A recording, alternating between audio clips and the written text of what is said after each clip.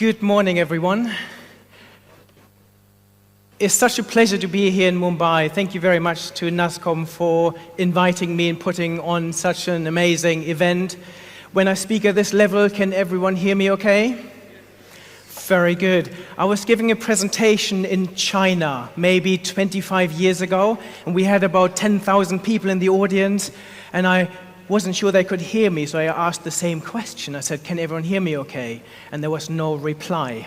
So I repeated myself a little louder and said, can everyone hear me okay? And again, there was no reply. And I repeated myself a few times until the lady who organized the talk said, Mr. Marr, they can all hear you, they just can't understand you. Which is not a brilliant start to any presentation. What I want to do today is talk about some of the biggest trends that will transform our world over the next decade. And then I will talk about what this means for us personally and for our businesses and how we can get ready for this. So, what I predict is that we are just entering a decade of hyper-innovation, where we will see so many different powerful technologies all enhancing and interacting with each other. Previous industrial revolutions have usually been driven by one technology. There was steam, there was electricity, there was computing. What I feel we are seeing now is that we are seeing probably 6, 7 transformative technologies, and they could all individually drive their own industrial revolution, but together they will drive this hyper-innovation cycle. And I'll hopefully make this clear. And for me, the one technology that stands out is no surprise, is artificial intelligence that sits at the basis of many of these transformative technologies. And I've been a regular contributor to the World Economic Forum now for many years. And this year in Davos, AI, especially generative AI, was the biggest buzzword. So we have these amazing technologies, but we also have huge global challenges. The world is facing environmental challenges. We are facing inequalities in healthcare and education. We are seeing challenges around increasing polarization of our world. And I believe we need these technologies to help us overcome many of those challenges. If we just take healthcare, for example, in a world where the vast majority of people haven't got access to great healthcare, AI can help us deliver this. We now have apps where you simply, if you have a skin condition, you take a photograph and it will take you to a diagnosis and even suggest a treatment plan. Very similar in education, where online provision and in the future really hyper-personalized and customized delivery of education can really democratize all of this. And then for me, the biggest challenge is our environment. And again, we need to get the balance right, using this technology to make our world a better place. So that's the context. What I now want to do is look at some of the biggest technology trends that I'm seeing. And this is my talk basically is based on a number of my books. Business Trends in Practice won the Best Business Book of the Year last year. This looks at overarching business trends in the world. And then I've just finished writing a book called Generative AI in Practice, which is coming out next month. And this is all about how generative AI, which I believe is the most powerful technology humans have ever had access to, will transform our world and will transform all of our jobs and every one of our industries and every business in them. And then I've also written a book called Future Skills, because each time I give a keynote about the future of technology, I get questions saying, what does this mean for humans? And as a father of 3 children, this is something I worry about. It's like, how do we prepare ourselves for this future? What does it mean? Will we be replaced by intelligent robots? What is the role of humans in all of this? And in that book, I talk about the 20 skills that we will all need to thrive in this decade of digital hyper-innovation. So my first trend is that we will see this continuous growth in computing power. Computing power will become completely ubiquitous. This is enabled by cloud computing, which is giving us access to huge computing power, and enabled by global networks, 5G connectivity. We are now working on the 6th generation of mobile technology, 6G, that will make it even faster and better. This will also allow us to use more computing on the edge to optimize all of our data analysis. So instead of putting everything back into the cloud, we can process the data at the edge of the network in intelligent machines. If we think about the smartphones of today, they are already able to use AI on the device rather than sending it back to the cloud. And sometimes we say we're reaching the limits of this continuous acceleration in computing power. But there are other things on the horizon. I'm particularly excited about quantum computing. Quantum computing could give us computing power that is 1 trillion times more powerful than the supercomputers we have today. This will in particularly be super impactful on AI. So AI will be able to leverage those quantum computers. And many of the companies I work with, like Microsoft, IBM, Google, they are now working on having quantum computing as part of their cloud offering. So it's an as a service, so you don't have to worry about having your own quantum computing. You just simply tap into those quantum capabilities in the future. Another super interesting innovation is storing data on DNA strands. And this technology has already been proven, has already been possible to write and retrieve data on DNA. And a teaspoon of DNA could hold the entire world's data today. So there are huge innovations that are still happening. This is all enabling technology. This is enabling this massive growth in data. So all of these smart devices that we have, all of this computing power, unlimited storage of data, gives us what I call this datafication of our world. If we look at the world today, we have something like 60 zettabytes of data in the world. What is fascinating is that about 90% of those 60 zettabytes were generated in the last 5 years. So we've seen this unprecedented explosion in the amount of data, where data has now become this super powerful business asset in our organizations. What we will see is that those 60 zettabytes will grow to over 175 zettabytes by the end of next year. So again, completely unprecedented explosion of data.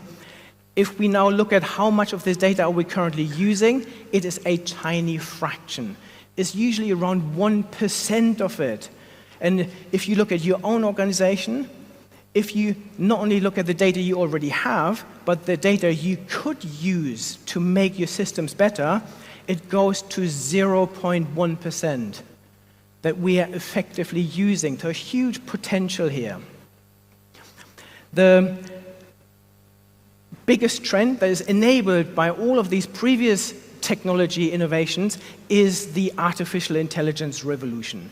We've seen so much progress in machine learning over the last few years, and in particular, this explosion in generative artificial intelligence, where even I find myself, even as a futurist, being surprised by how fast this is developing, that these large language models are now becoming multimodal. So it's not just text, it's images, it's voice, is music, it is video. If we've just seen the most recent announcements over the last week, ChatGPT has announced that it now has a memory capability. So it will memorize everything you've told it. It will make it hugely more efficient and personalized. We now have seen OpenAI launch a new text-to-video capability that is even, I wrote an article 2 weeks ago saying, I don't think we will get to a stage very soon where you simply type in some words and they will create a movie for you. We are now getting close to this stage. So these capabilities are accelerating rapidly. And this has huge implications for pretty much any business and anyone in here. I want to look at a few examples here.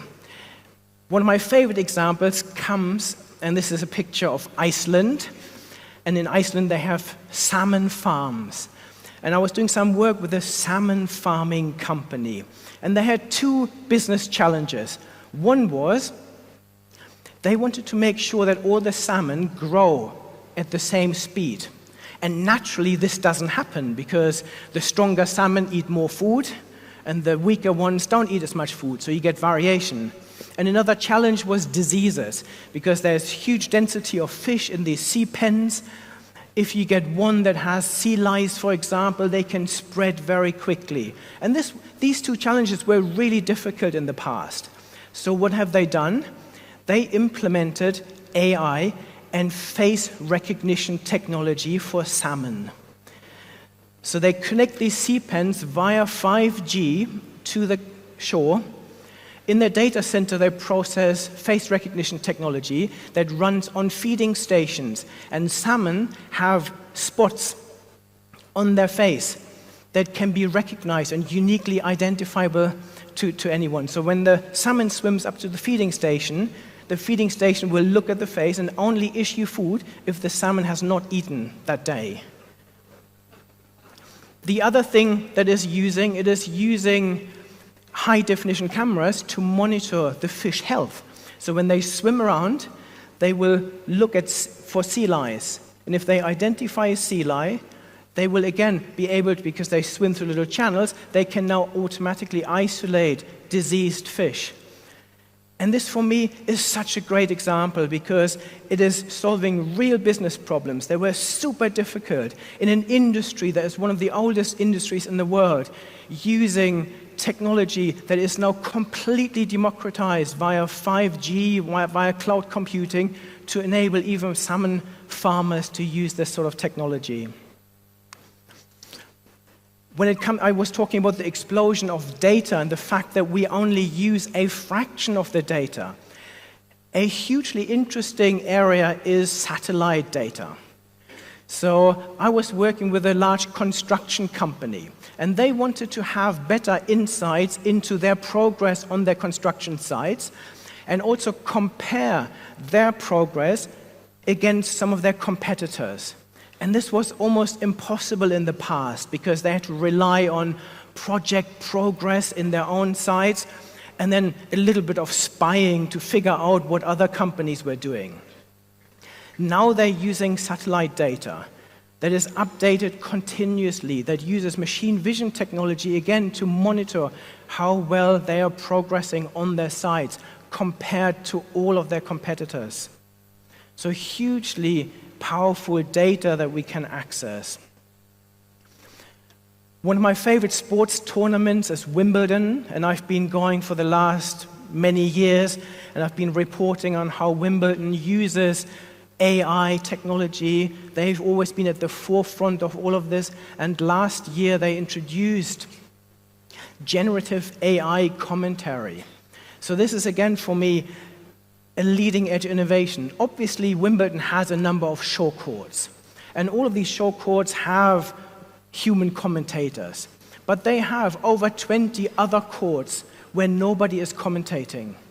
And if you want to watch those, you can now simply switch on AI commentary, and an artificially generated voice will give you the commentary in your language based on what is happening on the court.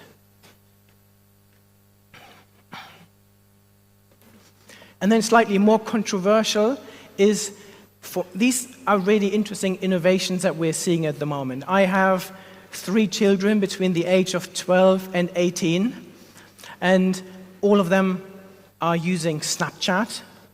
And Snapchat introduced a new friend at the beginning of this year. And this new friend is powered by artificial intelligence. So all of our children suddenly now have access to this technology to help with homework. But I also have real concerns. So you have this all-knowing friend in your phone. But I also have real concerns about the fact that maybe some vulnerable children will develop this almost weird relationship with this non-existent being somewhere in their phone. The model on the right is Shudu, and she has a huge following online, has lots of brand deals, like you can see this one with Louis Vuitton, but she doesn't exist. She's AI generated. So we're seeing this huge rise in AI-generated influencers. And for brands, this makes a lot of sense because it reduces their risks. You don't have models that don't turn up. You have models that go crazy and do things that are against your ethical guidelines. So this is much more controllable. The most controversial one is the one in the middle. This is called My Dream Girlfriend. And this uses generative artificial intelligence where you can go in and create your dream girlfriend. Unfortunately, mainly on physical attributes. And you can see where this is going. They're working on a dream boyfriend version as well, just in case.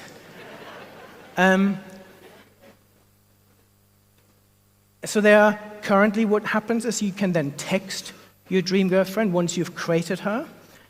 You can have voice chats with her. Soon you will also have video chats with her. And then you obviously can go a step further and maybe ask her for images that are not so appropriate for children. Again, for me, this has real concerns. As a father, someone looking ahead, what is this teaching our young people of what a relationship with a woman looks like, where you can design your perfect being and have this perfect relationship and ask her to do whatever you want, and you get it instantly. So some serious concerns here.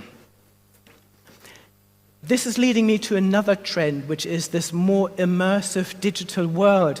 Sometimes we hear the word metaverse. I'm not a big fan of that word, but this is another huge trend. And again, generative AI is enabling this. So what we are seeing now is that in the past, if someone said, you will have a virtual storefront in the virtual world, in the metaverse, you think this is difficult. How do I build this? Now with generative AI, you can simply type in a few words saying, this is what I want my store to look like, and it will create it for you. And we have real benefits for all of this. So virtual try-ons, for example. You can now use AI to try on glasses, to try on jewelry. Very soon, and this is in development at the moment in many of the retailers, is proper metaverse dressing rooms where you take a body scan of yourself, you then have all the measurements of the clothes, you can put on a combination of outfits and put yourself in a situation like a cocktail environment or a restaurant or wherever you want to wear this in.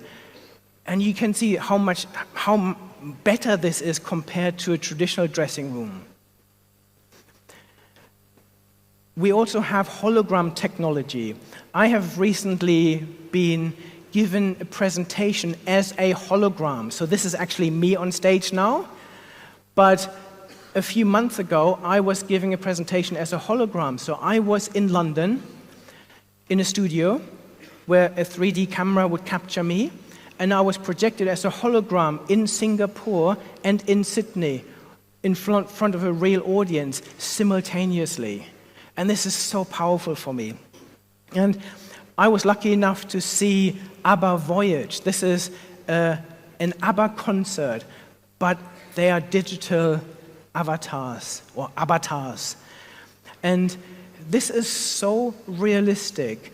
My wife doesn't really like technology that much, and I thought, and she loves live music, so I thought it's a risk. I take my wife and my children to see ABBA, and about halfway through the presentation, she nudged me and said, literally, this will blow all future concerts out of the water. Because it is so immersive. And even my children at the end thought that the real ABBA came onto stage because it looked so realistic and the experience was amazing. And you can see a future where we have virtual reality glasses and you have this experience in your front room, where you have artists coming into your room, performing in front of you, even a personalized song to you. Another major trend is this increasingly digitally editable world, where we have a programmable world. So we use the digital world to change the real world. Digital twins, for me, are perfect examples of this, where you have a digital version of this. I do a lot of work in the Formula One industry, and Red Bull is doing this really well. They actually, when they design a car, over 90% of the time the car is developed, it stays digital only.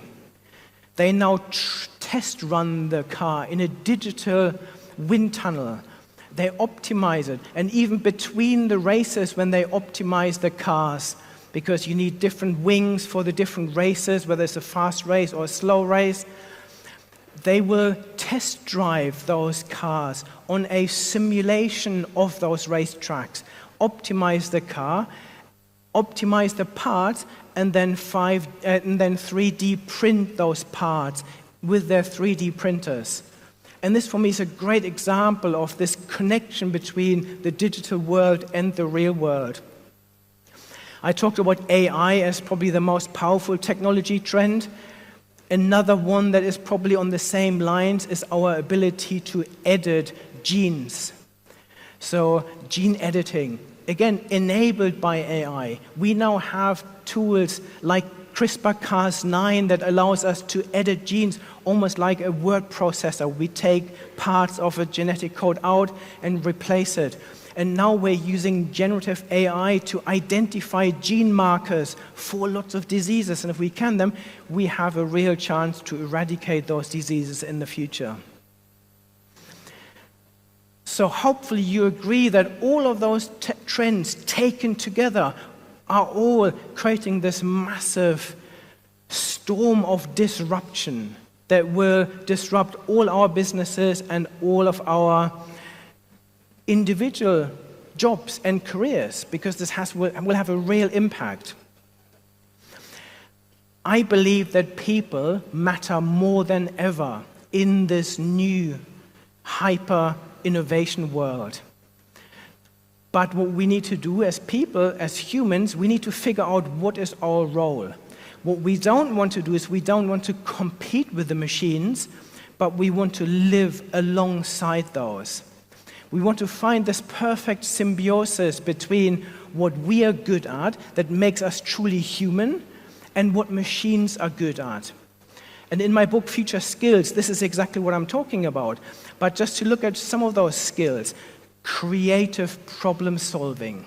So creativity, sometimes we think this is drawing pictures and making things. For me, creativity and creative problem solving is one of the most important skills we need to foster, because only we as humans are able to imagine a future world that we want to live in, and then we can make this world happen. Interpersonal skills are hugely important.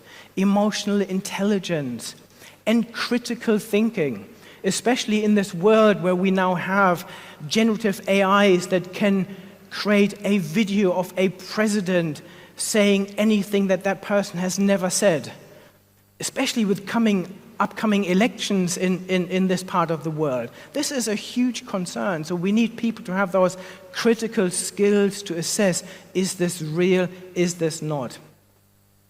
So we need to foster our truly human skills. What I believe is that artificial intelligence will give us superpowers. So for me, AI will not take your jobs. People using AI effectively will take the jobs of those who don't. There's this phrase, AI or die. This is so true. I believe organizations and individuals need to embrace these technologies, use them, leverage them, experiment with them to really drive change. And for all of you, what I recommend you do is you really step back and figure out, okay, these technology trends we've just talked about, what will be their impact on my industry, on my business? Is my business ready for this? What will be the impact on my job? And then you need to proactively go about getting ready for this. So if your business is not ready for this, influence your business strategy. If you can't do this, go to a different business where you can. Look at your own job. I don't think that we will see a massive job displacement, but we will see almost 100% job augmentation, where a percentage of the tasks you do every day in your job can be done better by machines. And we need to figure out what this is. And you need to focus more on the things that humans excel at. And you need to have this capability of using AI effectively as your co-pilot to become better at your job. And then, for me, super important is also creating the right mindset, the right culture. And this also means that you have to ask your employer to support you and provide training opportunities. I don't think we've ever lived in a time where continuous learning is more important than now. A good example is Walmart, one of the largest retailers in the world, and they actually engage all their employees in this generative AI discussion. And they're saying, you tell us if you see more opportunities where we could use AI. And they've created an AI cafe. This is a physical Starbucks that you can walk in, grab a coffee or drink, sit down with a technology advisor, and then say, okay, I've got these business challenges. How can data and AI help me with this? So this hand-holding and this continuous learning journey is super important. And I believe that when our culture changes, it also changes our organizations. This is actually an image generated by AI because I couldn't find a good image that was portraying what I wanted to talk about. So on the right-hand side, you have the traditional company that is round and closed, and you have the traditional career ladders in them, where you go through this linear career. You start at the bottom and make your way up.